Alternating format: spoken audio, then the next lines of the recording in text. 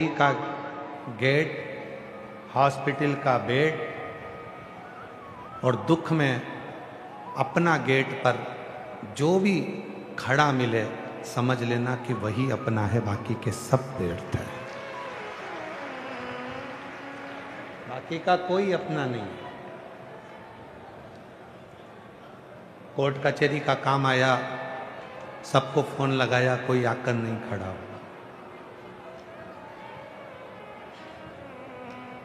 हम आपसे एक बात पूछते हैं, आपके मोहल्ले में, आपकी कॉलोनी में, आपकी सोसाइटी में, आपके रिश्तों में, आपके नातों में आप जाकर देखिएगा, शादी हो रही है किसी की, उसकी शादी में 1000 लोगों का भोजन हुआ, उसकी शादी में 800 लोगों का भोजन हुआ,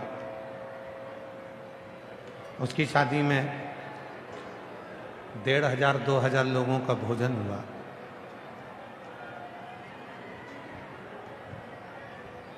और मान लो वो शादी सफल नहीं हुई, और शादी सफल नहीं हुई और लड़ाई हो गई, झगड़ा हो गया, थाने में रिपोर्ट हो गई, कचहरी में पहुंच गई बात, कोर्ट में पहुंच गई, और कोर्ट कचहरी में बात पहुंची और वहां तुमको गवाही के लिए नाम लिखा दिया गया, तो तुम तुरंत झगड़ा करने पहुंचोगे कि हमारा नाम क्यों लिखा। शादी में भोजन करने वाले 1000 थे, दूल्हे के घोड़े के आगे नाचने वाले 100-200 थे, रिसेप्शन में महिला संगीत में नाचने वाले 100-200-500 थे, पर जब तलाक की बात आई, दोनों का संबंध नहीं जमा, तलाक होने लगा। अब उस तलाक में जो 1000 लोग थे उन सबका नाम लिखा कि ये खाना खाकर गए थे, इनसे पूछो कि लड़का लड़की में क्या दोष है। 500 आदमी का नाम लिखा, उनसे पूछा जाए कि ये लड़का लड़की का तलाक हो रहा है, इसमें लड़की अच्छी है कि लड़का अच्छा है। दुख में, कचहरी में कोई तुम्हारे साथ में खड़ा नहीं मिलता। हॉस्पिटल के बेड पर एक दिन लोग देखने आ जाएंगे, वो भी लोकाचार की भाषा में, दिखावे की भाषा में, पर हॉस्पिटल के बेड पर भी कोई तुम्हारे तरफ साथ खड़ा नहीं मिलता। दुख के समय पर तुम्हारे दरवाजे पर कोई खड़ा नहीं मिलता, तो फिर कैसे कह दें कि ये तुम्हारे रिश्तेदार हैं, ये तुम्हारे नातेदार हैं, ये तुम्हारे अपने हैं?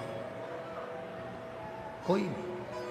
फिर तो केवल एक स्मरण आता है, अंत समय प्रभु आना पड़ेगा, वचन दिया तो निभाना पड़ेगा।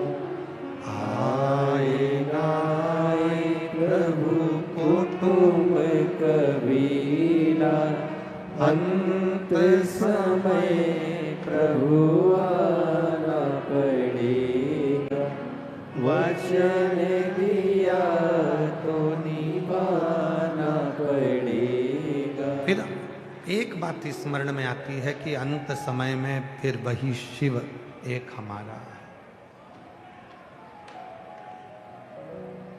मेरी जीजियों, मेरे जीजाओं, मेरी बेटियों, मेरे बेटाओं, मेरे बुजुर्ग माता पिता, स्मरण करिएगा,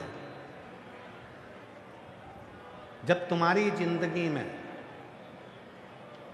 संसार के किसी भी व्यक्ति की जिंदगी में जब तकलीफ आती है, दुख आता है, जब बहुत ज़्यादा परेशानी आती है, तो अपना खुद का मकान, खुद की दुकान भी बिक जाती है।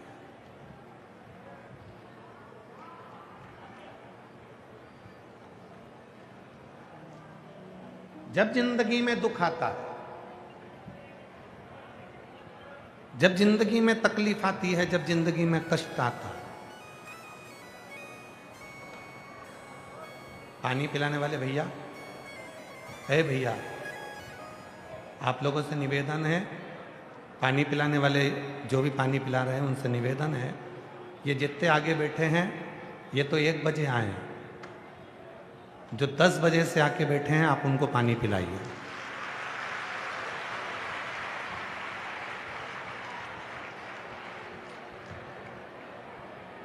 ये सब 1 बजे आए हैं जो आगे आगे बैठे हैं।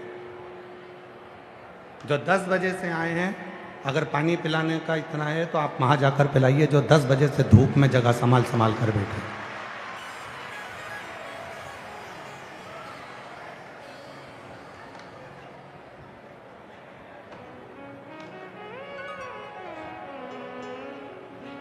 शिव तत्व कहता है। और पानी पीने वालों से भी निवेदन है, आपको हमने कहा था कि कथा में आओ तो 2 बाटल लेकर आओ।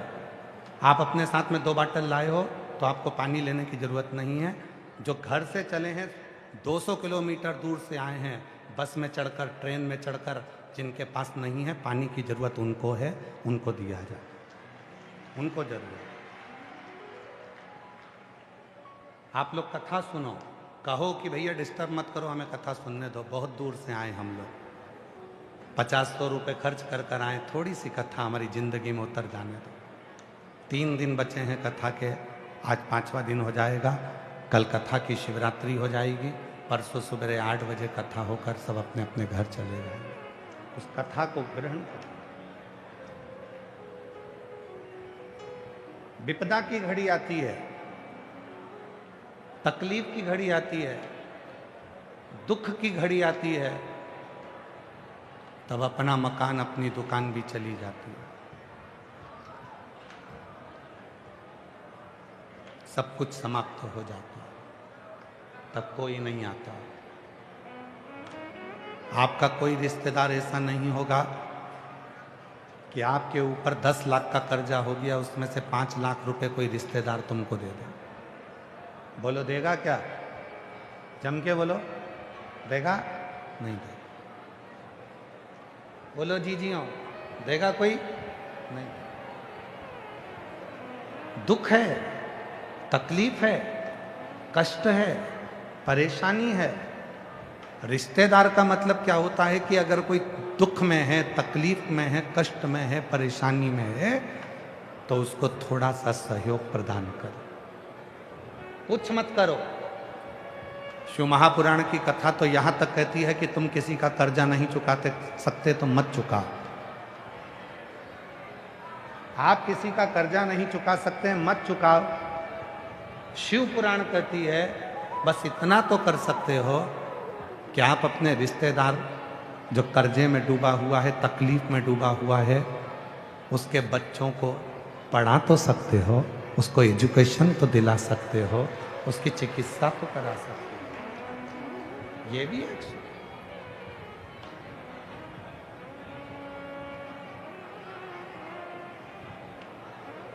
और मैंने तेरे ही भरोसे बाबा, तेरे ही भरोसे।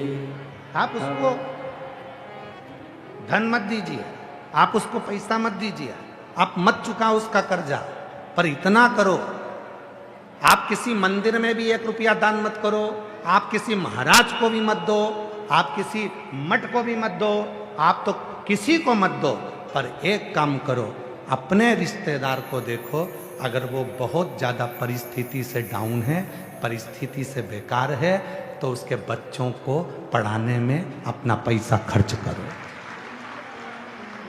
उसको पढ़ाने में अपना पैसा खर्च करो।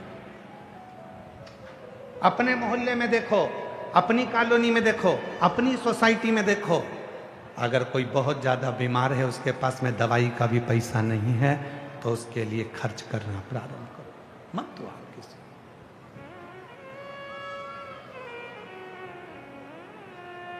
वो रिश्तेदार किसी काम के नहीं जो दुख की घड़ी में शामिल ना हो।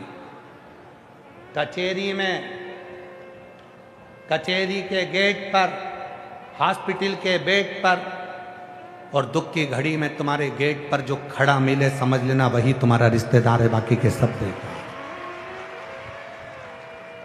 बाकी का कोई नहीं। और एक अंदाजा लगा कर देखना आप, विचार कर कर देखना आप, जब विपदा की घड़ी में, दुख की घड़ी में मकान बिकता है, दुख की घड़ी में जब दुकान बिकती है, तो खरीदने वाला कोई दूसरा नहीं होता, सबसे पहले खरीदने अपना सगा भाई ही खड़ा होता है। दुकान खरीदने, मकान खरीदने कोई दूसरा खड़ा नहीं होगा, पहले अपना भाई खड़ा होगा। मैं खरीद रहा हूं, इतने पैसे दे रहा हूं, मतलब वो इंतजार कर रहा था कि यह कब इतना उछलने वाला नीचे आए और इसकी दुकान में खरीदूं, इसका मकान में खरीदूं। अरे भाई, तू भाई है तो तुझे उस मकान को बिकने ही नहीं देना था। भैया, मैं भी जमीन पर पैसा छोड़कर जाऊंगा और तू भी यहीं छोड़कर जाएगा। ले, मैंने अपनी जिंदगी में कहीं दान नहीं करा, इस मकान का कर्जा मैं चुका देता हूं, यह मकान तू रख ले। ये और हम कहते हैं ये हमारा रिश्तेदार। शिव पुराण कहती है, स्वयं पर्वत मुनि की कथा कल्पन श्रवण कर रहे थे। पर्वत मुनि ने देवऋषि नारद जी से कहा कि शिव को जल चढ़ाकर कैसे प्रसन्न हो जाते हैं शिव। भगवान शंकर को जब जल चढ़ाया जाता है, भगवान शिव को जब जल दिया जाता है, जल चढ़ाया जाता है, तो शिव कैसे प्रसन्न हो जाता है, शिव की प्रसन्नता का केंद्र बन जाता है, शिव प्रसन्न हो जाता है। पर्वत मुनि का संवाद, देवऋषि नारद की साक्षी कल कथा का स्मरण कर रहे थे कि पर्वत मुनि को 3000 वर्ष तक भगवान शंकर का दर्शन नहीं हुआ, और पर्वत मुनि ने आखिरी में तुमरुका जी के पास नारद जी के साथ गए और तुमरुका जी से पूछा कि शिव का दर्शन कैसे होगा, शिव का दर्शन, भगवान शंकर का दर्शन कैसे होगा, मुझे शिव का दर्शन कर।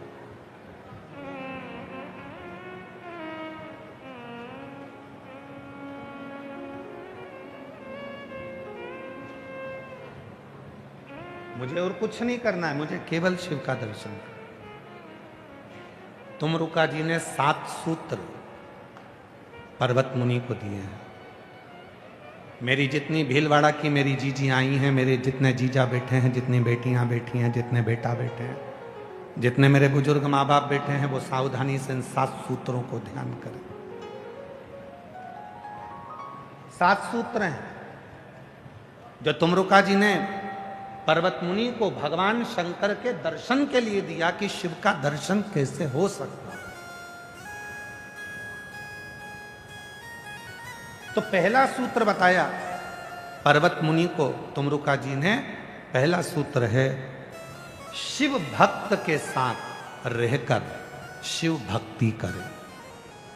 तो पूछा इसका फायदा क्या, तो कहा चुंबक जो होती है ना, अगर लोहे को अपने साथ चिपका कर रखती है तो एक दिन ऐसा आता है कि चुंबक उस लोहे को ऐसा कर देती है कि वो लोहा भी दूसरी वस्तु को खींचने लगता है, वो भी चुंबक की तरह हो जाता है। एक शिव भक्त जब दूसरे को अपने साथ रखता है तो उसको भी शंकर का परम भक्त बना देता है, शिव की भक्ति में डुबो देता है।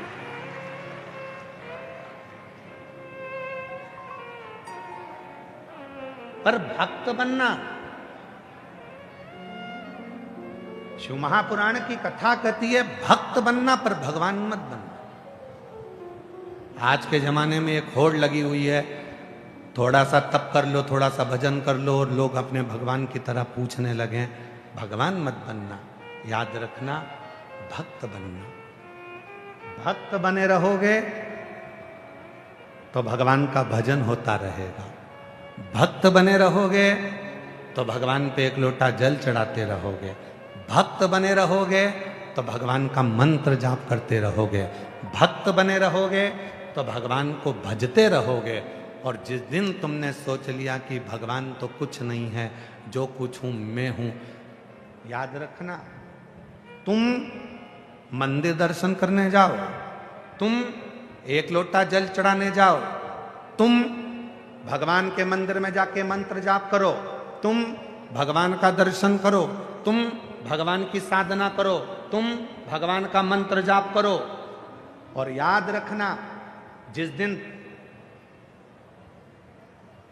तुम मंदिर ना जाकर दूसरे लोग तुम्हारा दर्शन करने आने लगे, तुम्हारी पूजन करने लगे, समझ लेना कि अब भगवान तुमसे बहुत दूर चले गया, क्योंकि तुम खुद भगवान बन गए।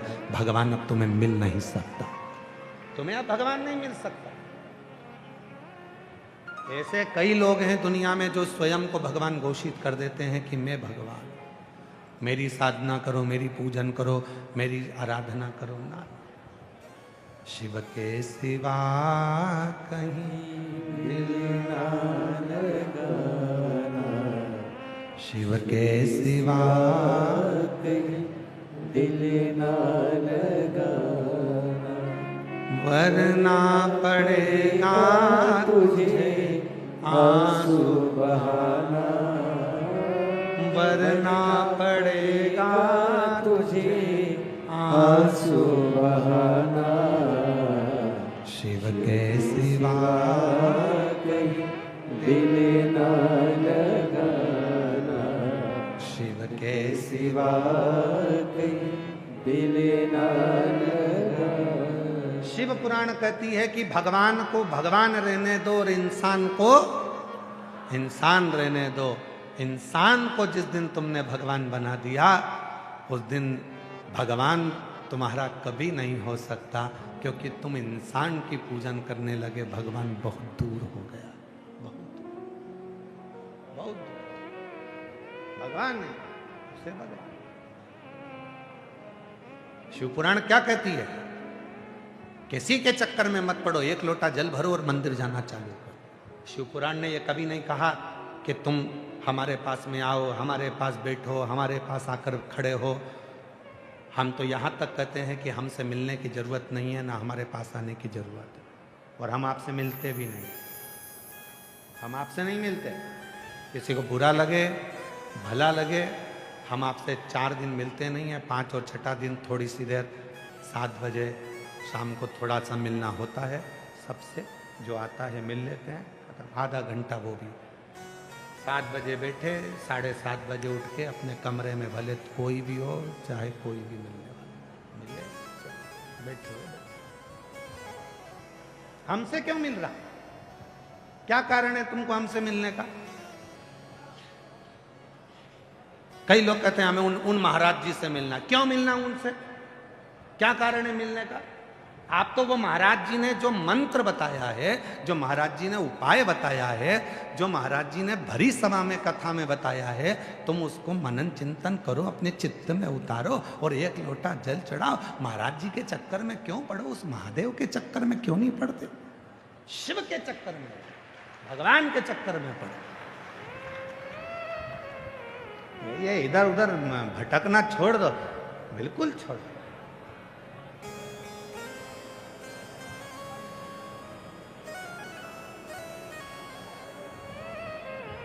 कल जब हम यहाँ से गए, गाड़ी खड़ी करी, इतने में एक बहन जी ने प्रश्न किया।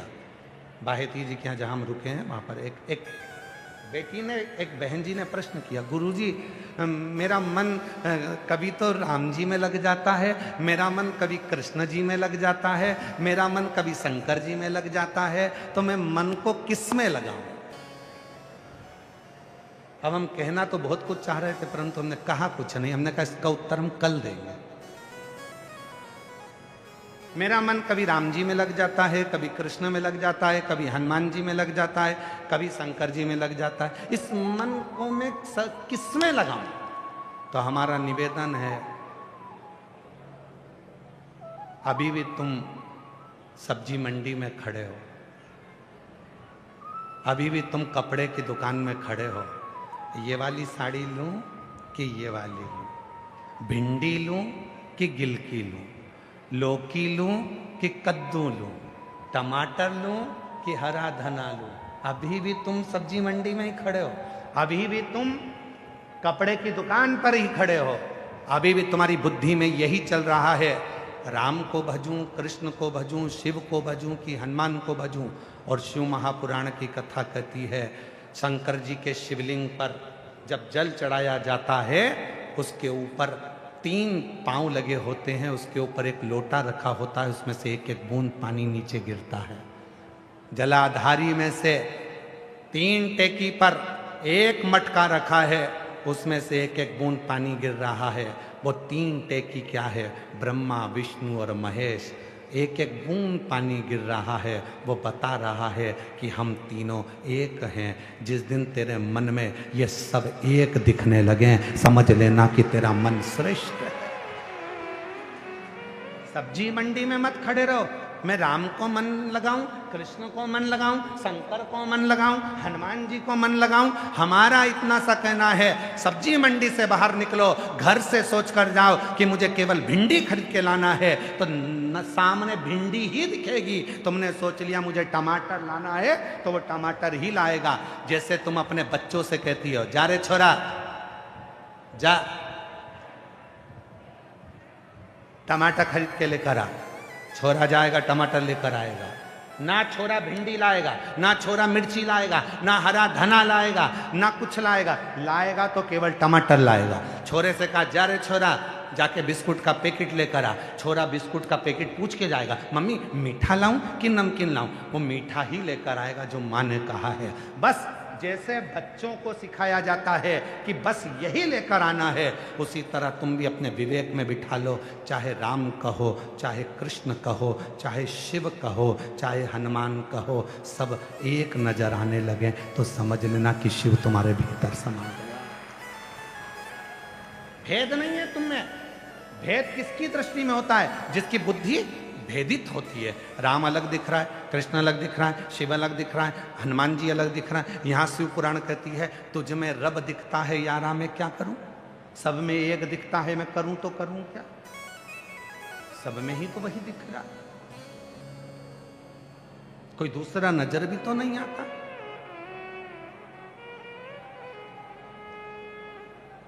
जब से देखा तुझे डमरू वाले, जब से देखा तुझे डमरू वाले, दिल हमारा ठिकाने नहीं है। जब से देखा तुझे डमरू वाले, दिल हमारा ठिकाने उस चित्त में वही समा रहा है। हम राम जी का दर्शन करते हैं तो भी सामने नजर आता है कि ये वही भगवान श्री राम है जिन्होंने 14 वर्ष तक जिस जगह पर रुकते थे वहां शंकर जी की शिवलिंग बनाकर पूजन करते थे। ये वही राम है जिन्होंने रामेश्वर धाम की स्थापना करी। ये वही राम है जिनके दिल में शिव बसते हैं। हम भगवान कृष्ण का दर्शन करें तो हमारे भीतर ये भाव आए, ये वही कृष्ण हैं जिनके लिए भगवान कृष्ण ब्रज की भूमि में गोपी बनकर आए थे। ये वही कृष्ण हैं जिन्होंने 16,108 रानियों के गर्भ से जब बच्चे नहीं हुए तो गर्गाचार्य बाबा के कहने पर उन्होंने शिव जी की आराधना करी और उनके घर में संतान ने जन्म लिया। कृष्ण में भी शिव दिखे, राम में भी शिव दिखे, शिव में भी राम दिखे, हनुमान में भी शिव दिखे, शिव में हनुमान दिखे, तो समझो कि हमारा एक मन, एक चित्त, एक वृत्ति हो गई। हम आपको ये मना नहीं करेंगे कि आप राम ना भजें, हम ये नहीं कहते कि आप कृष्ण ना भजें, सब भजो, पर सब में एक नजर आए, सब में चित्त ना लगे। देखो सबको,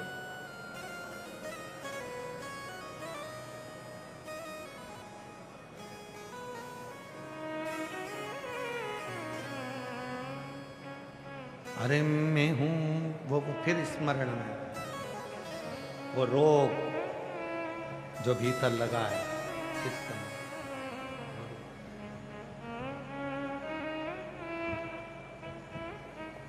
अरे मैं हूं शिव रोगी, मेरी दवा तो कराओ, जाओ जाओ जाओ काशी वाले को बुलाओ, मैं हूं शिव।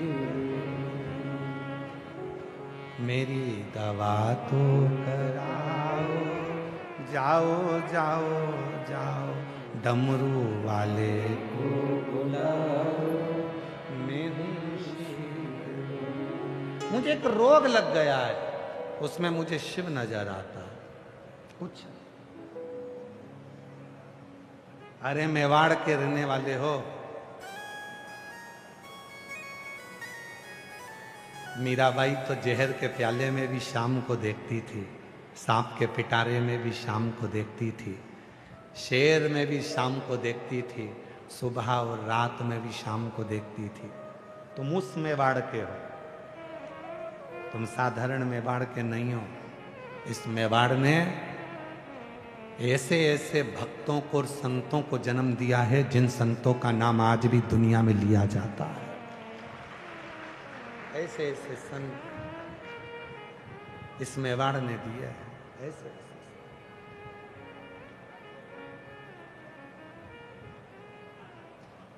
कोई साधारण नहीं हो तुम। पर्वत मुनि को 7 सूत्र तुमरुका जी ने दिया, उसमें पहला सूत्र है पर्वत मुनि को जो दिया, शिव भक्त के साथ भक्ति करो। शिव भक्त के साथ क्यों कहते हैं आपसे कि कथा के पंडाल में आप कथा श्रवण करें। आज लाखों की संख्या में भक्त आए हैं, अलग से और भी टेंट लगाए गए हैं, पर उन टेंटों में भी जगह नहीं। और आज जितने दिख रहे हैं, कल कथा की शिवरात्रि रहेगी, छठा दिन, इससे 1.5 गुना कल दिखेंगे आपको इसी पंडाल।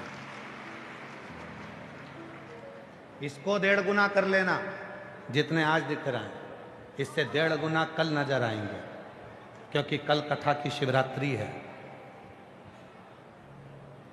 कल कथा का छठा दिन रहता है, तो लोग कथा श्रवण करने के लिए आते हैं, रात्रि का विश्राम करते हैं और परसों कथा सुबह 8 बजे से 11 बजे तक सुनकर मिट्टी को प्रणाम कर कर यहाँ की रज को शरीर से लगाकर सब अपने घर चले जाते हैं। आज जितने दिख रहे हैं, माँ चूने की लाइन डाल देना, उससे दुगने 1.5 आपको कल मिलेंगे, जो इंतजार में है कथा की शिवरात्रि, जो कथा की शिवरात्रि का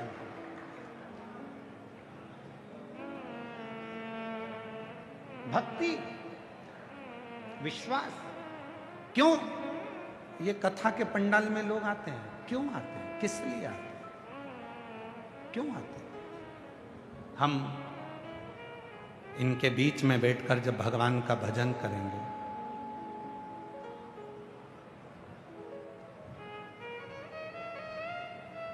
थोड़ा सा रस शिव नाम का इनके भीतर जो बैठा हुआ है वो भी हमें स्पर्श करे, वो भी स्पर्श छुएगा, और वो छुएगा तो हमारी जिंदगी संवर जाए, हमारा जीवन सार्थक हो जाए। पर्वत मुनि शिव भक्त के साथ में बैठकर भक्ति करो। दूसरा कहा, दूसरा सूत्र बताया है तुमरुका जी ने पर्वत मुनि को कि शिव को ढूंढने के लिए कहीं जाने की जरूरत नहीं है। शिव को ढूंढना है तो कुछ देर मौन होकर, चुप होकर शिव के मंदिर में नंदी के पास नंदी जैसे चुप होकर शिव को देखना प्रारंभ कर दो। शंकर तुम्हें मिल जाएगा, उसका दर्शन। मौन, शब्द में विवाद है और मौन में प्यार है। शब्द में विवाद है, झगड़ा करना होता है तो बोलना पड़ता है, प्यार करना पड़ता है तो बोलना नहीं पड़ता। प्रेम में बोला नहीं जाता, प्रेम में तो केवल देखा जाता। नंदी जैसे शिवजी को देख रहे हैं, अगर प्रेम है तो केवल उसको देखूंगी और देखने पे ही मेरा जीवन सार्थक हो जाएगा, मेरा शिव मुझे मिल जाएगा। कुछ नहीं, कुछ नहीं,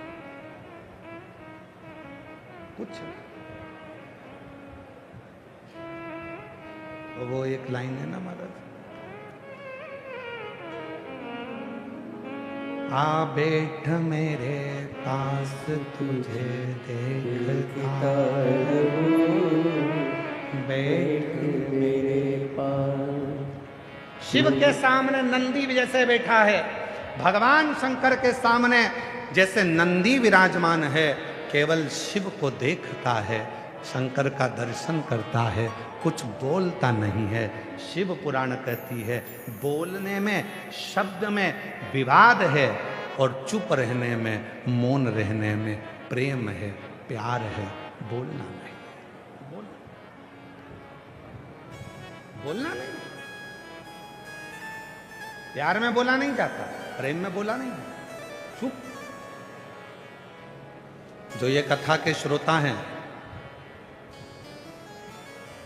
जो पूरी रात रात यहां पर रुकते हैं, जो रात भर से रास्ता देखते हैं कथा का, पूरी रात इंतजार करते हैं कथा की, आप उनसे बात कर कर देख लो।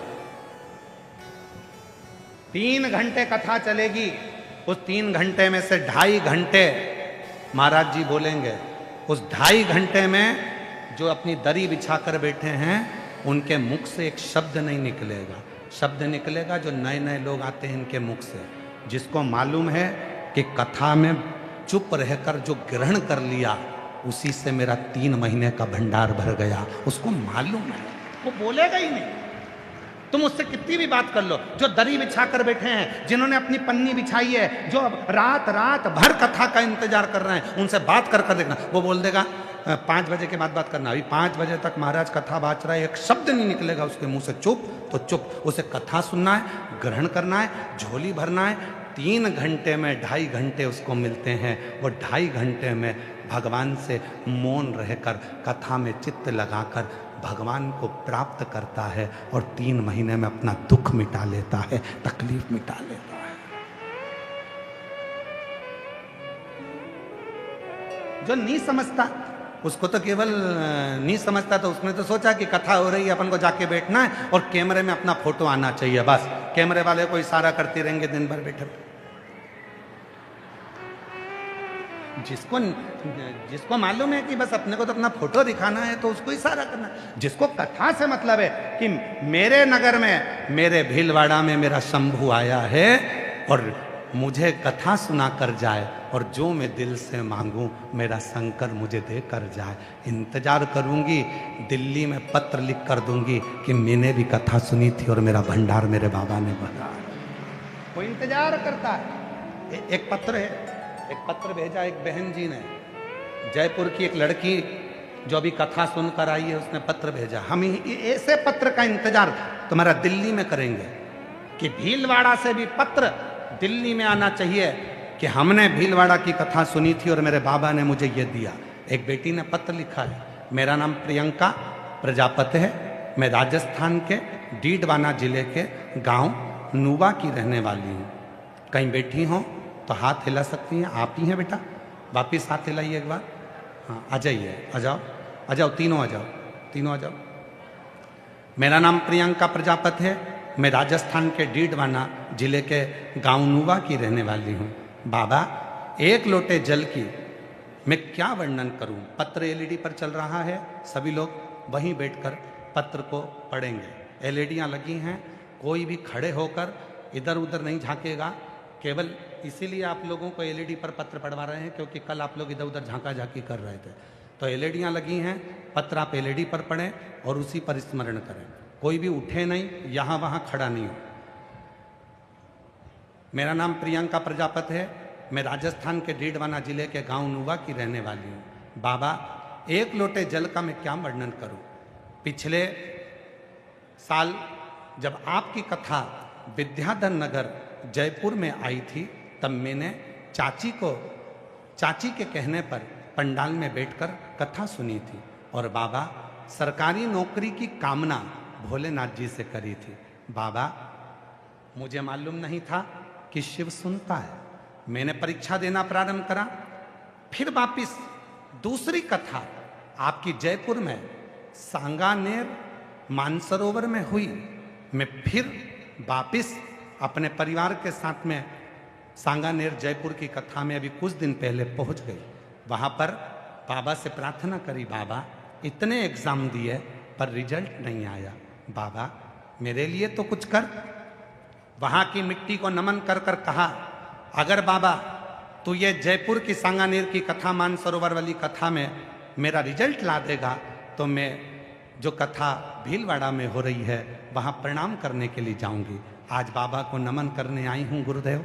मेरे बाबा ने मेरा रिजल्ट ला दिया और बाबा ने आज मेरे ऐसी कृपा कर दी कि मैंने जो एसएससी सीजीएल की परीक्षा दी थी उसका परिणाम आ गया और आज मैं रक्षा मंत्रालय में ऑडिटर के पद पर नियुक्त हो गई।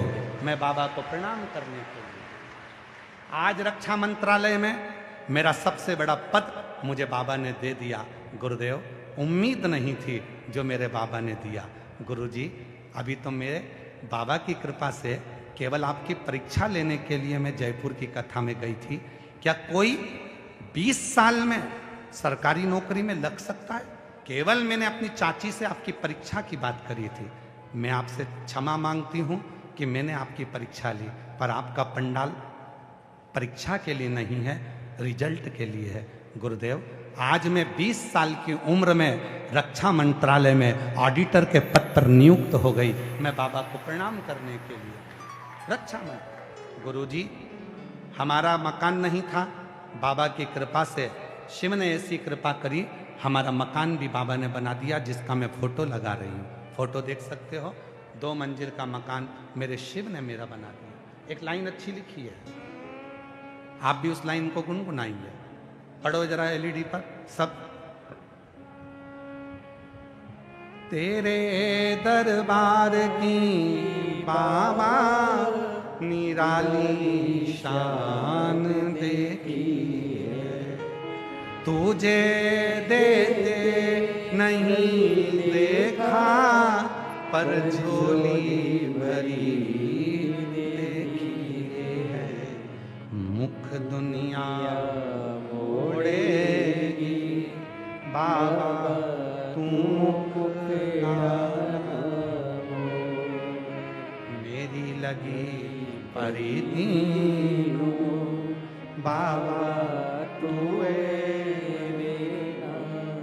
आए हो कथा में 50 रुपए आपके खर्च हुए, 100 रुपए गाड़ी में लग गए, 50 रुपए टिकट में लग गए, रेल में लग गए, धक्के खाए, 42 डिग्री टेम्परेचर में चलकर तुम कथा पंडाल तक आए। अपना समय बर्बाद करने के लिए नहीं आए हो, बाबा से बात करने के लिए आए हो। बैठे हो इधर उधर ध्यान न लगाकर अपने बाप से, अपने बाबा से बात करना। बाबा सबकी झोली भरता है, मेरी भी भरना रे कुबेर भंडारी। तेरी कथा सुनने आई हूँ, मेरा पत्र दिल्ली में पहुँचे, ऐसी कृपा करना, मुझे भी तू देना। इस बेटी ने वही कहा, उसने अपने पत्र में लिखा, मैंने सांगानेर की कथा में, मानसरोवर की कथा में, वहां मिट्टी को हाथ में लेकर कह दिया कि अब तुझे रिजल्ट देना पड़ेगा और मैं भीलवाड़ा में पत्र लिखूं, ऐसी कृपा करना। और मेरा पत्र भीलवाड़ा में आ गया। ये विश्वास कितना प्रबल है आपका, कितना प्रबल। आए हो उसकी कथा, उसको ढूंढने नहीं जाना है, बिल्कुल मत जाओ उसको ढूंढने के लिए। लोग कहते हैं हम भगवान को ढूंढने के लिए केदार जा रहे हैं, हम ढूंढने के लिए अमरनाथ जा रहे हैं, हम ढूंढने के लिए भगवान को काशी जा रहे हैं, हम ढूंढने के लिए उज्जैनी जा रहे हैं। बिल्कुल मत जाओ आप भगवान को ढूंढने। आप जहां बैठकर उसको भजोगे, मेरा शंकर वहीं आकर तुम्हें दर्शन देगा और तुम्हारे कार्य सिद्ध कर।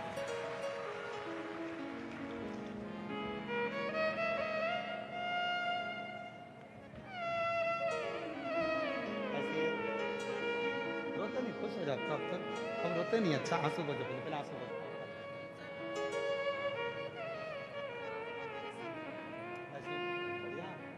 ये बेटी का सिलेक्शन हुआ है रक्षा मंत्रालय में ऑडिटर के पत्ते पर। जोरदार ताली बजाओ, साधु था।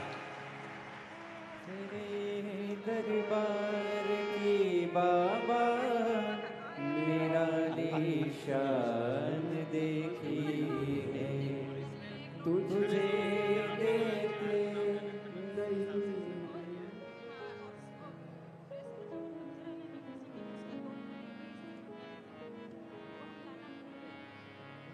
जी कह रही है गुरुजी, पूरा लोग हंसता था किस महाराज के चक्कर में पड़ी हो, पर आज पूरा घर कहता है कि शंकर का एक लोटा जल जीवन बदल देता है, किस्मत बदल देता है।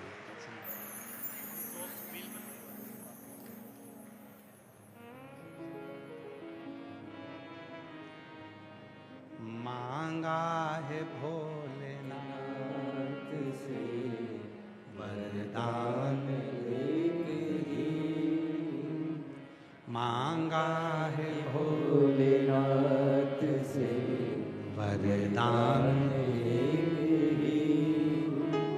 तेरी कृपा बनी रहे जब तक है जिंदगी, तेरी कृपा बनी रहे जब तक है जिंदगी, मांगा है भोलेनाथ से वरदान एक ही।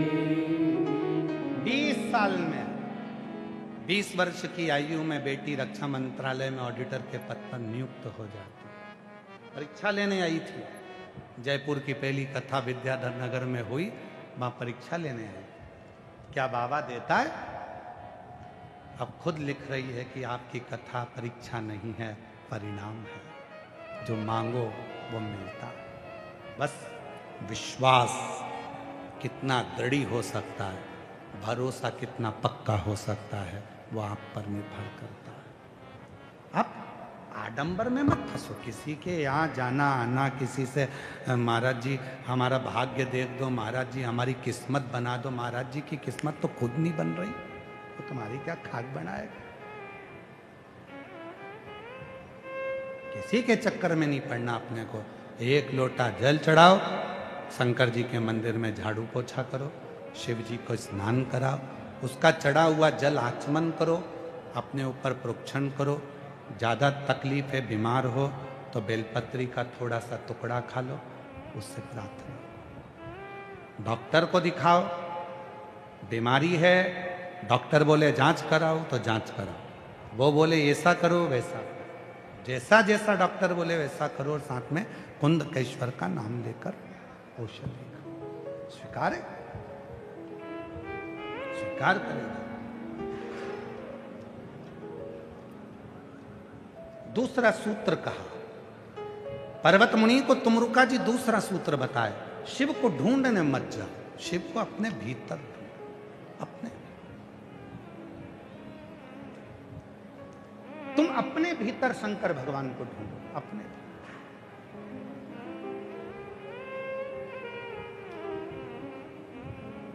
हम जहां ठहरे हैं बाहेती जी के यहां पर, वहां बाहर सिक्योरिटी के लिए पुलिस फोर्स लगी हुई है, अंदर भी भ्रमण करते हैं वो पुलिस के लोग, सेवादार भी सेवा करने वाले लगे हैं। कल वो आशीष से कह रहे थे कि गुरुजी आते हैं, कक्ष में रहते हैं, कक्ष से बाहर नहीं निकलते। हमें 4 दिन हो गए, ना वो शाम को दिखते हैं ना सुबह दिखते हैं, केवल कथा के समय नीचे आते हैं और कथा में से ऊपर जाते हैं, फिर इसके बाद नहीं दिखते। मिलते नहीं क्या? हमारा निवेदन है, आप हमसे मत मिलो, एक लोटा जल लेकर मेरे बाप से मिलो, मेरा महादेव से मिलो। वो सुख, वो सुख जो वो देगा वो दुनिया में कोई नहीं दे सकता। जो वो देगा उसके सिवाय कोई नहीं देगा। महाराज, शिव साधना, शंकर की आराधना, शिव की उपासना, शिव की साधना, शंकर की आराधना हमें सुख प्रदान करती है। तो कहा, दूसरा सूत्र बताया, शिव को ढूंढने नहीं जाना, हमें शंकर को भजना है तो शिव हमारे दरवाजे तक खुद आएंगे। तीसरा सूत्र बताया,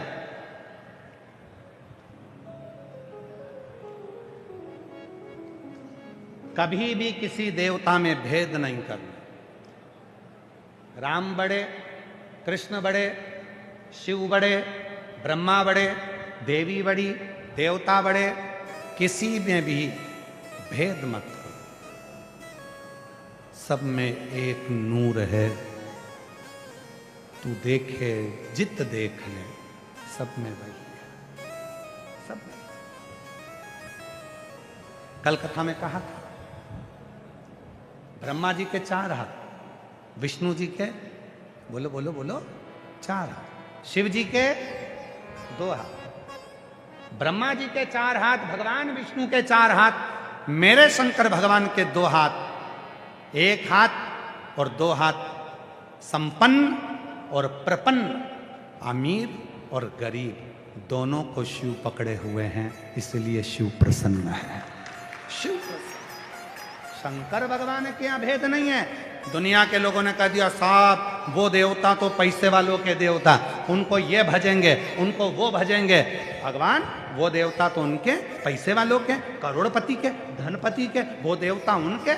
मेरा शंकर भगवान तुम्हारा जितना है उतना असुरों का भी है। मेरा शंकर भगवान, तुम किसी भी एक असुर को उठाकर बता दो जिसने भगवान नारायण की आराधना करी हो। रावण भी अगर आराधना करता है तो शिव की, कंस भी आराधना करता है तो शिव की, हिरण्यक्ष भी आराधना करता है तो शिव की, हिरण्यकशिपु आराधना करता है तो शिव की, मनुष्य आराधना करते हैं तो शिव की, गंधर्व आराधना करते हैं तो शिव की, किन्नर आराधना करते हैं तो शिव की, नाग आराधना करते हैं तो शिव की, पितृ आराधना करते हैं तो शिव की, पशु आराधना करते हैं तो शिव की, पक्षी आराधना करते हैं तो शिव की। 33 कोटि देवता में केवल एक देव अधिदेव महादेव ऐसे हैं जिनको नाग, गंधर्व, किन्नर, अप्सरा सब भजते हैं और वो सबको देता है। वो संपन्न को भी दे रहा है तो प्रपन्न को भी दे रहा है, वो बड़ों को दे रहा है तो छोटों को भी दे रहा है। वो अमीर को दिलाया, हमारी शादी है, हमारा फोटो खींचना है, हमारे स्टेटस डलना है, हमारी मर्जी, हमें किसके साथ रखना? बड़ों के साथ, पैसे वालों के साथ, धनपति के साथ, करोड़पति के साथ, संपन्न लोगों के साथ तो दुनिया फोटो लगाती है। संपन्न व्यक्ति का जन्मदिन आएगा तो दुनिया उसको बधाई देगी, पैसे वाले व्यक्ति का जन्मदिन आएगा तो दुनिया उसको बधाई देगी, करोड़पति का जन्मदिन आएगा तो दुनिया अपना अपना फोटो चिपका के बधाई देंगे। कभी किसी काम वाली के बच्चे का जन्मदिन हो और उसको एक केक खरीद कर उसको दे दो, कभी उसको कपड़े दिला दो, कभी उसके साथ खड़े होकर एक फोटो खिंचवा लो। मेरे शिव जितने संपन्न के साथ हैं, मेरे शंकर उतने प्रपन्न के साथ हैं।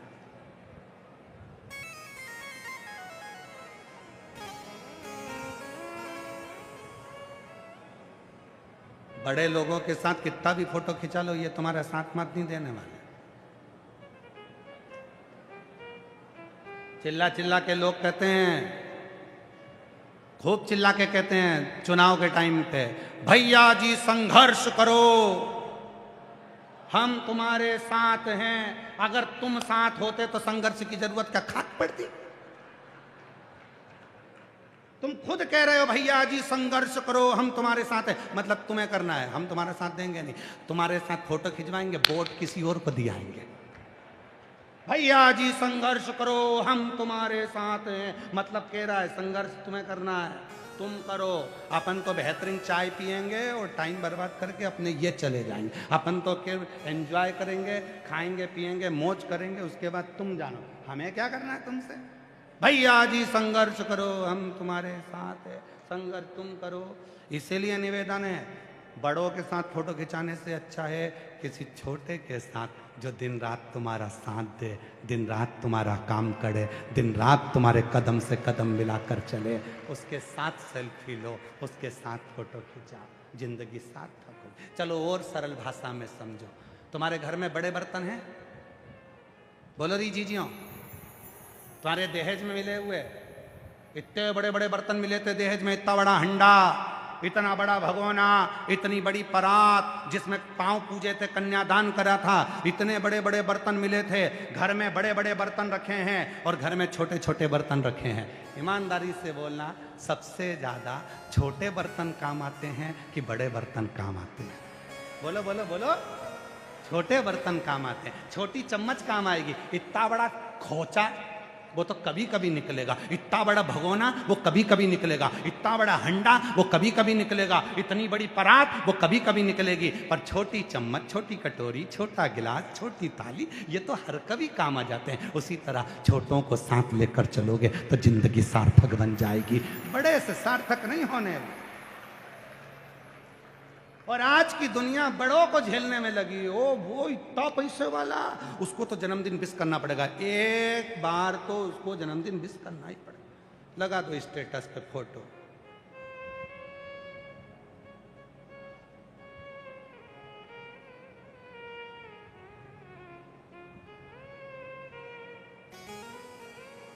हमारी बात का बहुत लोगों को बुरा लग जाता है महाराज, बहुत बुरा लगता है।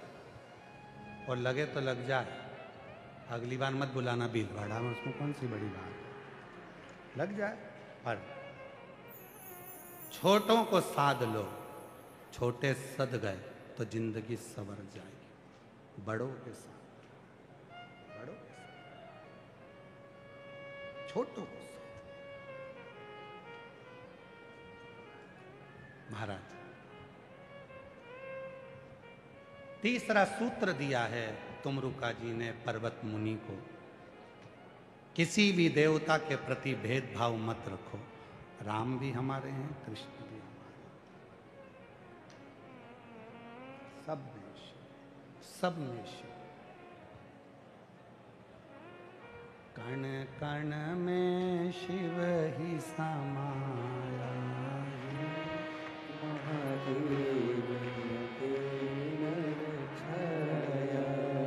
कोई अलग नहीं है, सब में शिव समाया है, कोई सब जगह पर। मेरे तन में भी शिव, मेरे मन में भी शिव, मेरे तन में भी शिव, मेरे मन में भी शिव। रोम रोम में समाया तेरा नाम रे, सांसों में शिव का ही नाम रे। हर एक में वही समाया। कंकर में शंकर है, जीव में शंकर है, पशु में शंकर है, पक्षी में शंकर है, मनुष्य में शंकर है, गंधर्व में शंकर है, जंतु में शंकर है। हर एक में वही समाया है। जिस दिन उसको अपनी दृष्टि से तुम देखना प्रारंभ करोगे, उस दिन तुम्हें कोई दूसरा नजर नहीं आएगा, केवल शिव ही दिखेगा, केवल शिव, कुछ नहीं। अरे खानो नहीं भावे, मरने पीनो नहीं भावे रे, मन दौड़ दौड़ मन सत्संग जावे। और मैं तो शिव की दीवानी ऐसी हो गई रे, मैं तो घोड़ा की दीवानी ऐसी हो गई रे, सपनों में आवे मारा घोड़ा जी, हो जी सपनों में आवे मारा घोड़ा जी। वही बस एक नजर आ रहा, कुछ नहीं। तीसरा सूत्र कहा किसी में भेद मत देखना पर्वत मुनि। पर्वत मुनि को चौथा सूत्र बताया कि पार्थिव पूजन करो।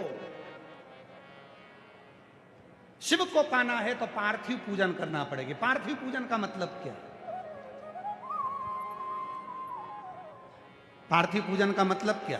पार्थिव पूजन का मतलब है जहां बैठे हो वहां की मिट्टी में, कंकर में शंकर को देखो, उसमें शिव, उसमें शंकर। मिट्टी लाए, शिवलिंग बनाया, पूजन करी, विसर्जन।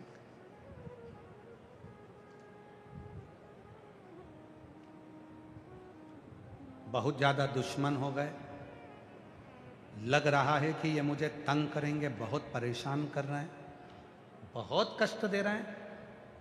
मिट्टी में पिसी हुई थोड़ी सी काली मिर्च मिलाओ, घी मिलाओ, गाय का शिवलिंग बनाओ, पूजन करो, विसर्जन कर दो। जो कष्ट देने वाले हैं वो मुंह तक नहीं खोल पाएंगे और अपने घर में ही रहेंगे। शिव तत्व में पार्थिव का पूजन बड़ा विशेष है। पार्थिव का पूजन बड़ी महत्वता। पार्थिव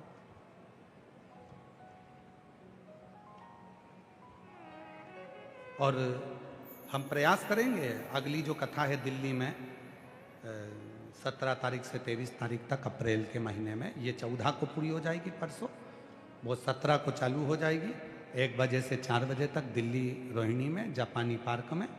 हम प्रयास करेंगे पूरे 7 दिन पार्थिव बनाने की महत्वता। पार्थिव कैसा बनाना चाहिए शिवलिंग, पार्थिव बनाने में संतान के लिए पार्थिव कैसा बनाना चाहिए, रोग मुक्ति के लिए पार्थिव कैसे बनाना चाहिए, वंश वृद्धि का अलग अलग पार्थिव का निर्माण जो बताया गया है, कैसा पार्थिव कैसे बनना चाहिए, हम पूरा प्रयास करेंगे। और आस्था चैनल वालों से भी निवेदन है हमें याद दिलाना और एक पे भी चला देना। पार्थिव शिव महापुराण की कथा हम दिल्ली में रोहिणी में जो पंजाब बाग में जापानी बाग में जो कथा है 17 तारीख से, उसमें पार्थिव शिवलिंग बाचे कि पार्थिव का निर्माण कैसे करें, पूजन कैसे करें, कितना बड़ा पार्थिव होना चाहिए, बेलपत्री की कौन सी पत्ती के ऊपर पार्थिव बनाया जाए, 3 पत्र में से कौन से पत्र पर पार्थिव बनाया जाए जिससे यह कार्य सफल हो। पार्थिव और पार्थिव पूजन का फल एक पत्र है, अच्छा है।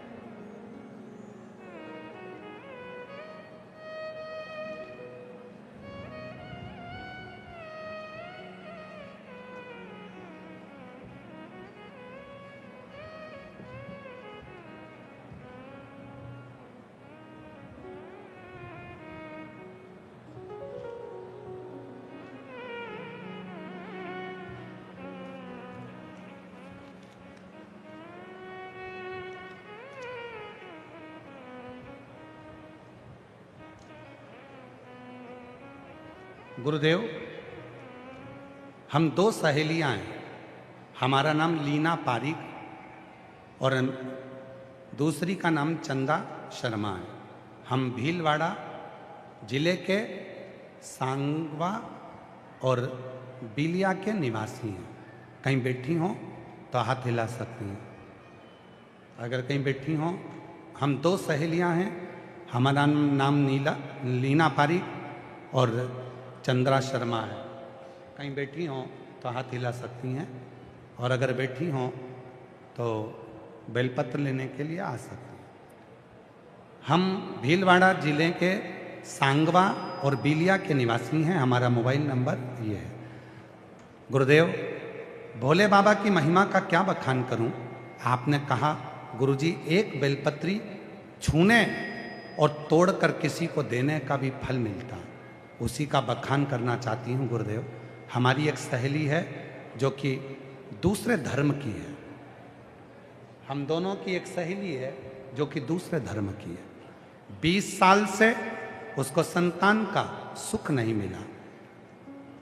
इलाज करवाया जगह जगह पर वो मां नहीं बन सकी। हिम्मत हारी। आपकी कथा सुनकर हमने अपनी सहेली से कहा भले तेरा धर्म दूसरा हो पर शिव जी के मंदिर तो जाए एक बार।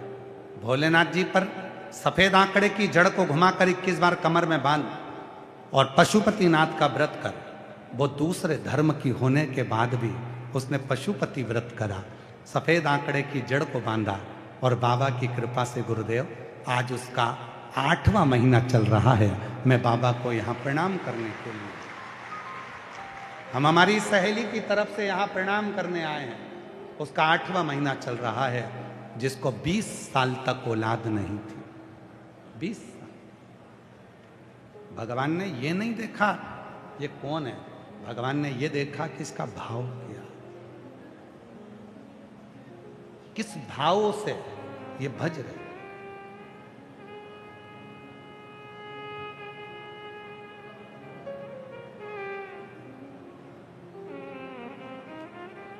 किस भाव से भज रही है भगवान ये देखे। आप किस भाव से कथा सुन रहे हो, आपका भाव क्या है, आप किस भाव से परमात्मा को भज रहे हो, आपका भाव क्या है, आप किस भाव से परमात्मा का स्मरण कर रहे हो, ये आपके ऊपर निर्भर है। ये कोई दूसरा नहीं। चौथा सूत्र कहा है, पार्थिव की पूजन करो, जो करेगा उसे मिलेगा, जो करेगा। और फिर पांचवा सूत्र बताया, जिसके गले में रुद्राक्ष हो, भस्म हो, शिवलिंग पर चढ़ा हुआ जल हो, आचमन हो, उसका दर्शन मात्र शिव का दीदार करा देता है, शंकर का रुद्राक्ष। और फिर निवेदन करूं इस व्यासपीठ से, भीलवाड़ा की इस पवित्र धरा पर, मेरे देव अधिदेव महादेव की इस पवित्र भूमि से, शंकर कंकर की पवित्र आनंदमय शिव महापुराण की कथा में आपसे निवेदन करना चाहता हूं, जिसके गले में रुद्राक्ष होता है, जिसके मस्तक पर भस्म लगी होती है, जिसके तन पर शंकर का चढ़ा हुआ जल प्रोक्षित होता है, आचमन करा हुआ जल हृदय उदर में पड़ा होता है, महाराज उस जीव का मात्र दर्शन कर लेने पर भी शिव का दर्शन हो जाता है, मात्र दर्शन। और पहचानो, आप लोगों से निवेदन है, गाली देना किसको दे रहे हो सोच समझ कर देना, अपशब्द कहना सोच समझ कर कहना, पहले देख लेना उसके गले में रुद्राक्ष तो नहीं पड़ा है। जिसके गले में रुद्राक्ष पड़ा है, अगर उसको तुमने गाली दी है, जिसके गले में रुद्राक्ष पड़ा है उसको तुमने यदि अपशब्द कहा है, तो फिर मरने से पहले भोगने के लिए तैयार खड़े रहना कि तुम्हें भुगतना बहुत भयंकर, भुगतना पड़ेगा। रुद्राक्ष भीतर शिव तत्व की प्राप्ति करा देता है। कितना सुंदर कहा है महाराज जी, ध्यान दीजिएगा जरा।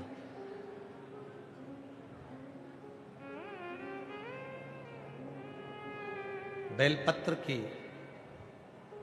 शिव को चढ़ी हुई बेलपत्र की पत्ती का यदि एक तिलमात्र पत्ता भी तुम्हारे मुख से तुम्हारे उदर में चले जाता है,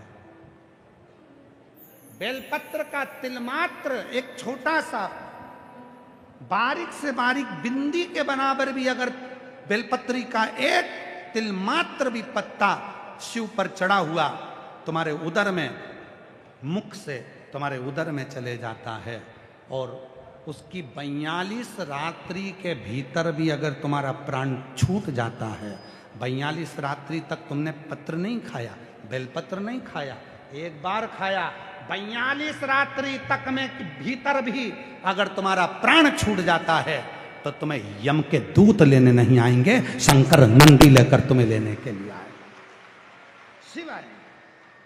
एक बेलपत्र के पत्र के एक बिंदु के बराबर भी उसमें सुख की अनुभूति है,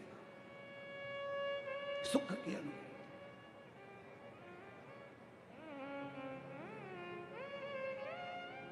कितनी कृपा करता होगा,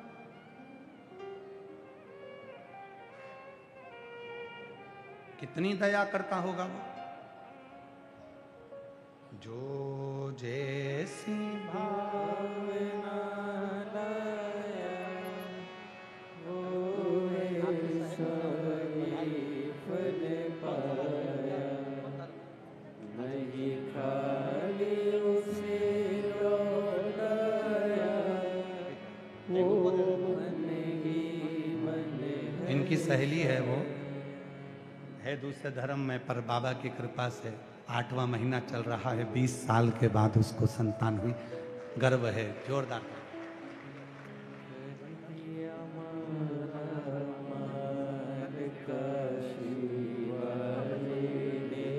कल एक पत्र पढ़ा था, जो 15 साल का